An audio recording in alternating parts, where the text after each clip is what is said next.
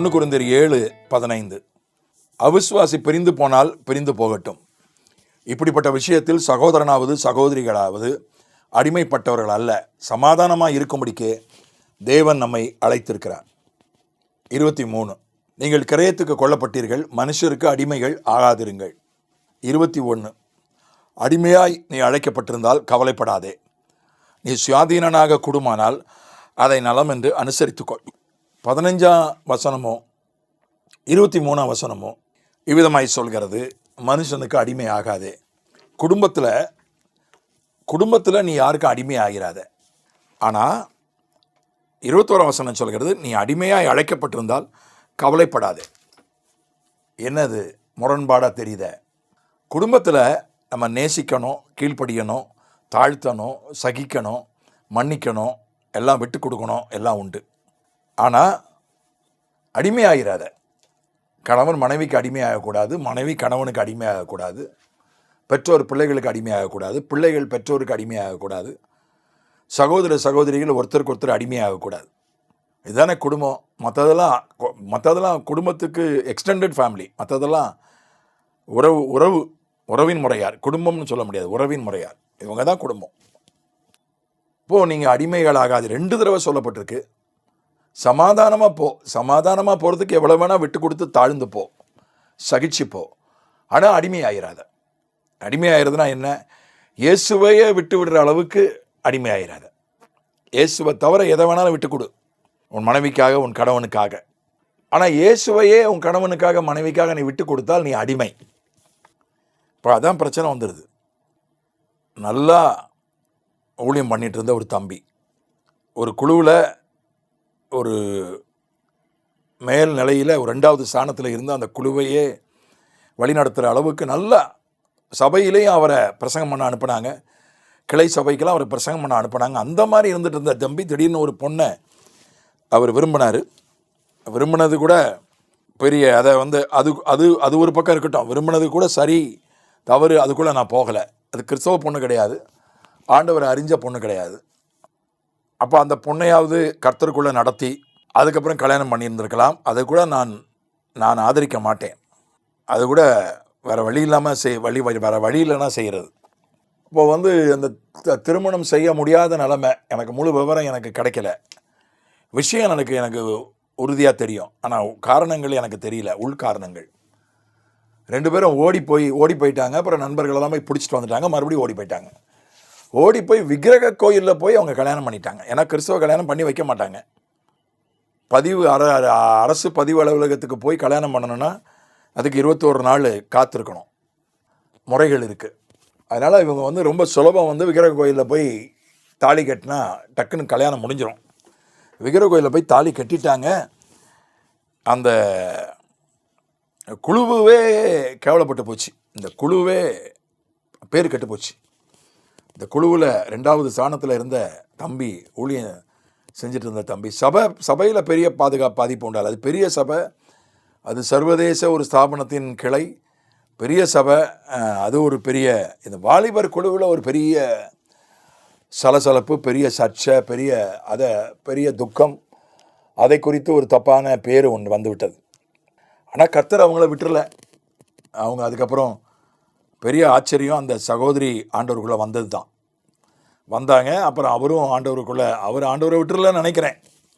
அவர் ஏதோ சூழ்நிலையால் போய் விக்கிரக கோயிலில் கல்யாணம் பண்ணிக்கிட்டாருன்னு நினைக்கிறேன். விக்கிரக ஆராதனை பண்ணலைன்னு நினைக்கிறேன் நான். அதுக்கப்புறம் ரொம்ப கஷ்டப்பட்டாங்க, வியாதி, கடன், ரொம்ப கஷ்டப்பட்டு யாரும் அவங்கள ஏற்றுக்கல. அவங்க ஒரு மாதிரி ஒதுக்கி வைக்கப்பட்ட நிலையில் இருந்தாங்க. அதுக்கப்புறம் சில ஆண்டுகள் கழித்து மறுபடியும் அவர்களை எல்லாரும் ஏற்றுக்கொண்டார்கள். இப்போ நல்லபடியாக குடும்பமாக ஊழியம் செஞ்சிட்ருக்காங்க, நல்லா இருக்காங்க, கர்த்தருக்கு ஸ்தோத்திரம். பட் இது எல்லாருக்கும் நடக்கும்னு சொல்ல முடியாது. ஒரு பொண்ணை கல்யாணம் பண்ணுறதுக்காக விக்கிரக ஆராதனையில் போய் ஈடுபடுறது, அல்லது என் கணவர் என்னை விட்டுட்டு போயிடுவான்றதுக்காக இயேசுவை விட்டுறது, இப்போ இதுதான் அடிமைத்தனம். இந்த மாதிரி குடும்பத்தில் ஒருத்தருக்கு ஒருத்தர் அடிமை போல தாழ்த்தலாம், அடிமை அளவுக்கு தாழ்த்தலாம், அடிமை போல வேலை செஞ்சு கொடுக்கலாம், அதெல்லாம் தப்பு இல்லை. ஆனால் ஆண்டவரையே விட்டு விடுவது ஒருவருக்காக, அதுதான் அடிமைத்தனம்னு இந்த இடத்துல வேதம் சொல்கிறது. ஆனால் சமூகத்தில் அடிமையாக இருக்கலாம். அந்த காலத்தில் அடிமை அப்படின்ற ஒரு முறை சமூகத்தில் இருந்துச்சு. அவன் எந்த மனித உரிமையும் கிடையாது, எந்த தொழிலாளர் உரிமையும் கிடையாது. அடிமை அப்படின்ற ஒரு முறை இருந்துச்சு. அதனால் அது வேத புஸ்தகம் அதை அனுமதித்தது. நீ கவலைப்படாத, அடிமையாய் நீ அழைக்கப்பட்டிருந்தால் கவலைப்படாத, சுயாதீனனாக கூடுமானால் அதை நலமென்று அனுசரித்துக்கொள். ஒருவேளை அந்த அடிமைத்தனத்திலேருந்து உனக்கு விடுதலை கிடைக்கும் வாய்ப்பு இருந்தால் சந்தோஷம். இப்போ யோசேப்பு அடிமையாக விற்கப்பட்டான், அப்புறம் அதுலேருந்து விடுதலை பெற்றுட்டான். ஒனேசிமு புதிய ஏற்பாட்டில் பிலேமோன் புஸ்தகத்தில் அடிமையாக இருந்தால் ரட்சிக்கப்பட்டான். அதுக்கப்புறம் அவன் ஒரு விடுதலை பெற்றவன் என்கிற நிலையை அடைந்து விட்டான். அப்படி ஒரு விஷயம் நடந்ததுன்னா சந்தோஷம். நீ முயற்சி பண்ணி பாரு, அடிமைத்தனத்துலேருந்து வெளியே வர நடந்தால் சந்தோஷம். ஆனால் அடிமையாக இருக்கிறேனேன்னு நீ கவலைப்படாத. சமூக அடிமைகள் இப்போ அடிமை முறையெல்லாம் ஒழிச்சிட்டாங்க. ஆனால் இப்போவும் கொத்தடிமைன்னு ஒன்று இருக்குது. மறைமுகமாக கொத்தடிமையாக வைக்கிறாங்க. ஒரு பெரிய தொகை கொடுத்துட்றாங்க கல்யாணத்துக்கோ வேறு எதுக்கோ. அப்புறம் அவரிடத்துல தான் வேலை செய்ய வேண்டியிருக்கு. ஏன்னா ஒரு பெரிய கை நீட்டி பெரிய காசு பெரிய தொகையை வாங்கிட்டோம். இப்போ அதுவும் ஒரு விதத்தில் கொத்தடிமை தான். அந்த மாதிரி காரியங்கள் உண்டு. இல்லை ஒரு பெரிய நன்மை செஞ்சிடறாரு ஒருத்தர், அது மாதிரி நன்றி கடன் பட்டுறாங்க சிலர். ஒரு அரசியல் கட்சி தலைவர் சொன்னார், 2ஆம் மட்டம் தலைவர், அவர்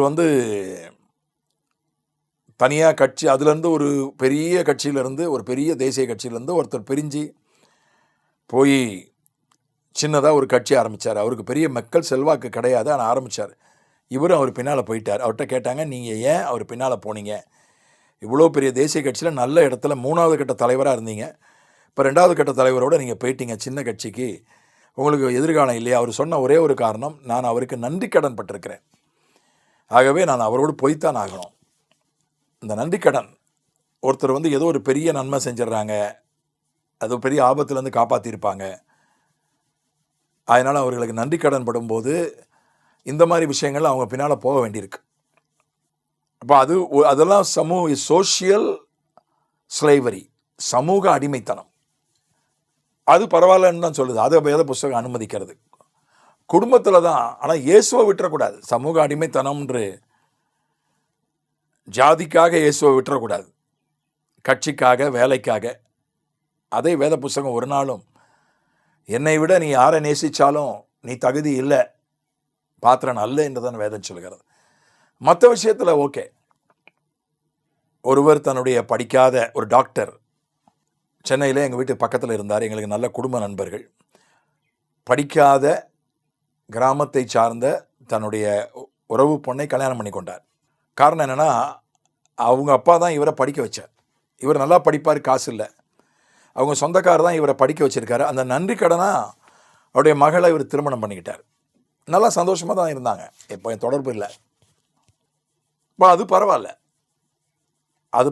அது வசனத்துக்கு முரணாக இருக்கக்கூடாது, அதுக்காக பாவம் செஞ்சிடக்கூடாது, கர்த்தரை விட்டுறக்கூடாது. மற்றதுலலாம் போகலாம். இப்போதைக்கு அடிமைன்ற ஒன்று இல்லை, ஆனால் இந்த மாதிரிலாம் இருக்குது. இந்த மாதிரி சமூக அடிமைத்தனம். நீ வெளியில் கூட சமூகத்தில் கூட அடிமையாக இருக்கலாம். நீ வெளியே வர முயற்சிக்கணும், ஆனால் அடிமையாக இருக்கலாம். ஆனால் குடும்பத்தில் நீ ஒரு நொடி கூட அடிமையாக இராதே என்றுதான் வேதம் சொல்கிறது. அதை உங்களுடைய தியானத்திற்கு, உங்களுடைய ஜெபத்துக்கே விட்டு விடுகிறேன். ஆமென்.